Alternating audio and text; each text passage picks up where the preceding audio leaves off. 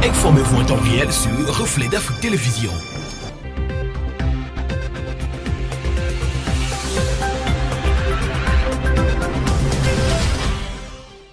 Bonsoir à tous. Au menu du 20h de ce 18 juin 2020 sur Reflet d'Afrique Télévision, près de 4000 filles élèves âgées entre 12 et 16 ans ont été engrossées dans un comté du sud-ouest du Kenya pendant la période du confinement décrété pour lutter contre le nouveau coronavirus. C'est ce que révèle une récente enquête d'un institut local.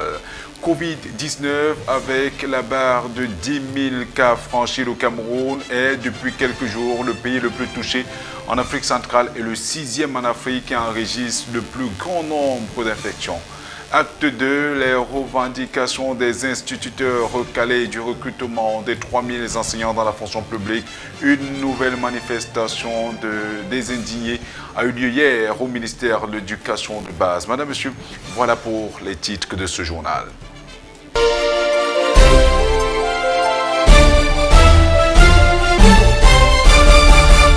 Bonsoir une fois de plus. Ouvrons ce journal par cette importante réunion d'évaluation sécuritaire tenue mardi dernier dans la région de l'Ouest Cameroun, précisément à Banjoun, avec le gouverneur Awa Fonkan Augustine.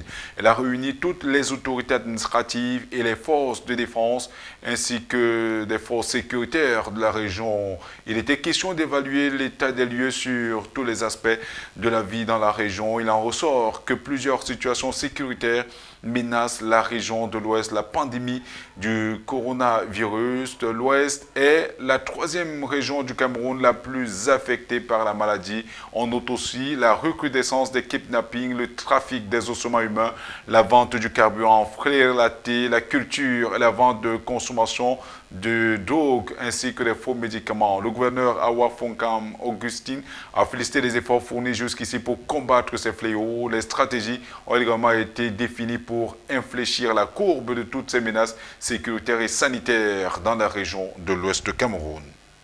Covid-19 avec la barre de 10 000 cas franchis au Cameroun est depuis quelques jours le pays le plus touché en Afrique centrale et le 6e en Afrique qui enregistre le plus grand nombre d'infections. Roméo Kamta nous en dit plus. À ce jour, plus de 10 140 cas de patients atteints de la COVID-19 ont été confirmés pour plus de 5 601 cas de guérison et 277 décès. L'augmentation du nombre de cas pousse ainsi les autorités sanitaires à mettre les bouchées doubles sur les capacités de tests du pays, malgré qu'ils restent faibles et ne permettent pas aux autorités sanitaires d'avoir une meilleure cartographie de l'évolution de la pandémie. En effet, 8 740 nouveaux tests ont été effectués dans le pays ces derniers 4 jours, soit durant la période du 12 au 15 juin. Sur son compte Twitter, le ministre de la Santé publique Mananda Malachi a écrit « Nous sommes aujourd'hui à 51 996 tests réalisés depuis le début de la pandémie. Les capacités de l'État à gérer les crises ont ainsi été mises à l'épreuve. Et cela d'autant plus que le Cameroun occupe la 180e place mondiale dans le classement des 200 pays au monde qui gèrent efficacement cette crise sanitaire. Et 31e rang sur les 46 pays africains évalués dans ce classement publié le 4 juin dernier par l'organisation scientifique Deep Knowledge Group. En effet, depuis l'allègement de certaines mesures, les Camerounais ont pensé à une mort certaine de la pandémie. Pourtant, ces mesures assouplies visaient à conscientiser et à responsabiliser chaque citoyen camerounais. Au contraire, ces citoyens ont négligé les mesures barrières, parmi lesquelles le port obligatoire du masque de protection, le respect de la distanciation sociale et le lavage des mains. Avec plus de 10 000 cas de la COVID-19, nous voyons que l'heure n'est pas à l'amusement et sommes appelés à prendre conscience, à être responsables tout en nous refamiliarisant avec les mesures édictées par le gouvernement. C'est le désordre tout azimut et les gens se sont accoutumés à ça. Regardez dans les bars, les gars s'embrassent, se parlent bouche à bouche. Donc il y a cette inculture, ce manque d'éducation, ce manque d'encadrement. Tous ensemble, luttons contre ce virus invisible.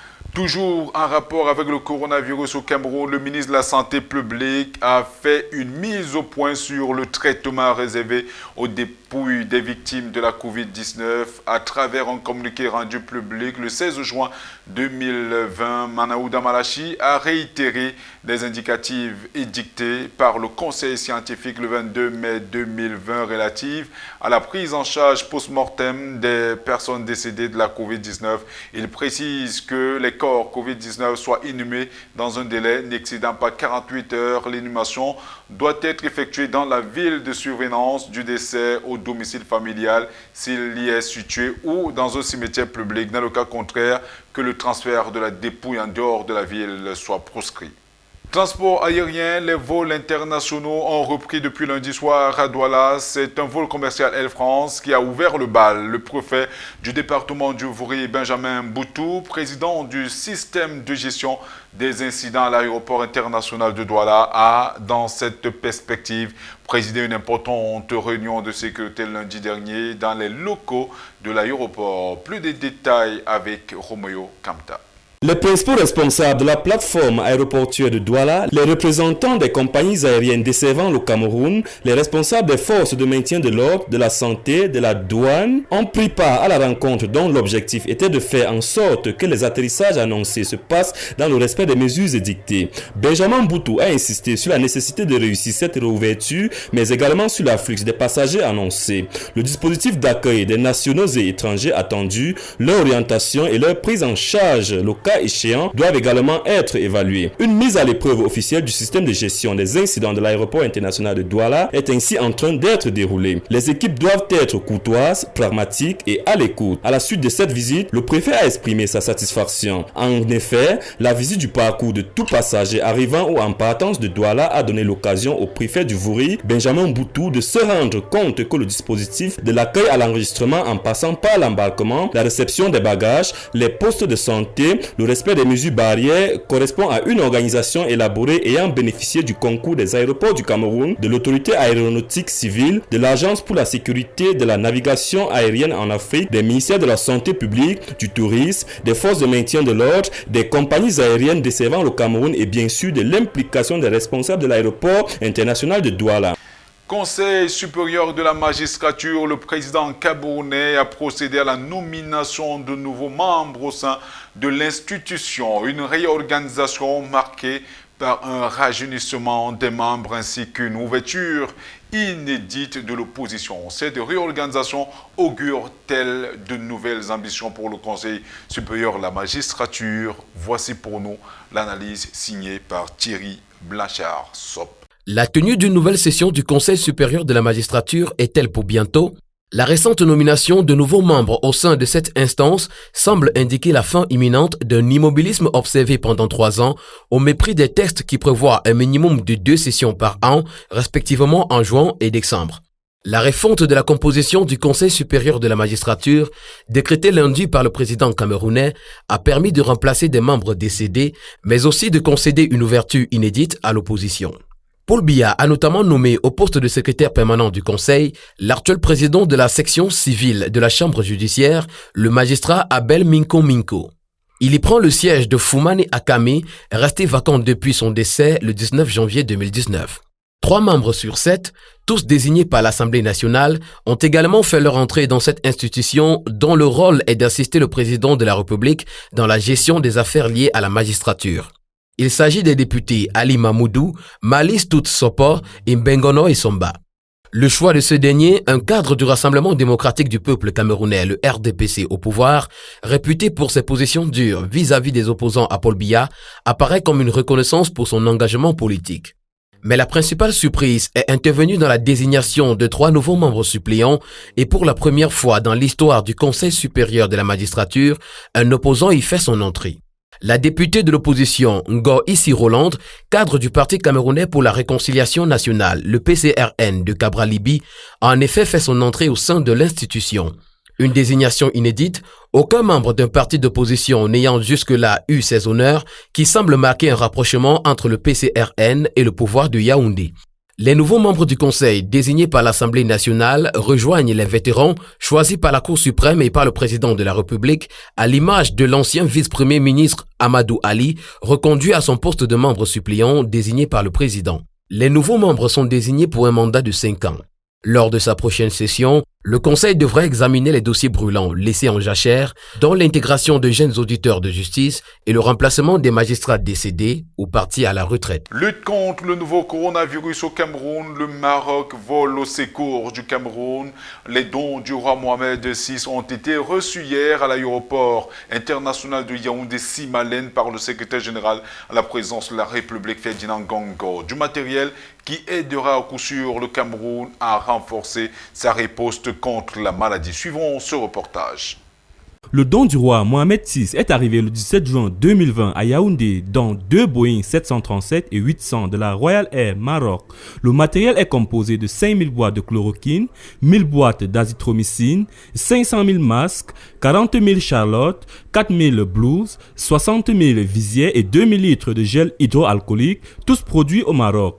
Une assistance réceptionnée à l'aéroport de Simalène par le ministre d'État, secrétaire général à la présidence, Ferdinand Ngongo, en présence de quelques membres du gouvernement, dont le ministre de la Santé publique Manaouda Malachi et de l'ambassadeur du Royaume du Maroc au Cameroun. Ce don a été donné par le gouvernement du Maroc sous les directives du roi Mohamed VI. Ceci démontre la force de l'amitié et de la coopération qui existe entre le Cameroun et le Royaume du Maroc.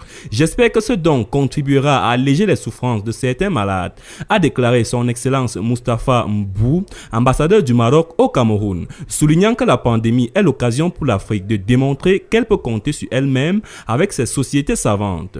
Je souhaite exprimer la profonde gratitude de son Excellence Paul Biya, président de la République du Cameroun, à Sa Majesté le roi du Maroc pour ce geste d'amitié, ce geste de fraternité qui certainement touchera les Camerounais au plus profond de leur cœur. C'est le signe d'une amitié solide entre deux pays et les deux chefs d'État qui se vouent une très haute estime. C'est aussi le signe de l'attachement des deux chefs d'État et des deux pays à la force de la solidarité africaine, a pour sa part indiqué le ministre Ferdinand Ngongo.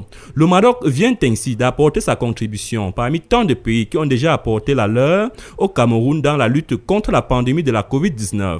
Mais la question inquiétante est celle de savoir pourquoi le Cameroun reçoit autant d'aide alors qu'il dispose des moyens et des entreprises capables de produire le matériel de lutte contre la pandémie du coronavirus. À l'instar de SICAM et Ecotex pour la fabrication des masques, du ministère de la Recherche scientifique et de l'Innovation qui s'est engagé dans la production de la chloroquine. Tout en utilisant les dons en matériel des pays partenaires, le Cameroun est appelé à mettre sur pied ses propres moyens et structures pour la fabrication du matériel de lutte contre la Covid-19. Acte 2 du sitting des enseignants recalés du dernier recrutement de 3000 instituteurs dans la fonction publique camerounaise. Ces titulaires des CAPIEM qui, pour eux, répondaient aux critères énumérés par le ministère de l'Éducation de base, notamment le ministre Laurent Ségétoundingwa, sont allés hier manifester une fois de plus leur mécontentement devant le ministère. Willy Kamazon Fosso a suivi pour nous cette manifestation. Voici son reportage. Les enseignants recalés du recrutement de 3000 instituteurs dans la fonction publique camerounaise ont à nouveau manifesté leurs indignations face au silence du ministre de l'Éducation de base, Laurent Ségétoundingwa. Les indignés disent avoir servi 3 correspondances sans réponse au ministre.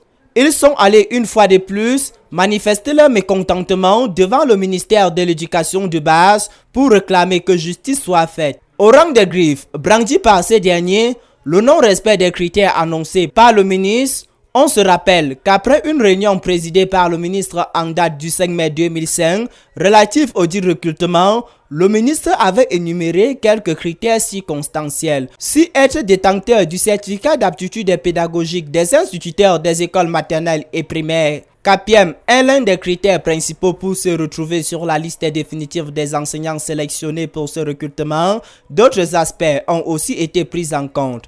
Nous allons privilégier ceux qui ont été formés depuis des années et qui n'ont pas pu avoir un emploi. La fonction publique camerounaise ne recrutant que les personnes âgées de 32 ans, nos partenaires ont voulu qu'on trouve une solution à ce problème social en allant jusqu'à 40 ans.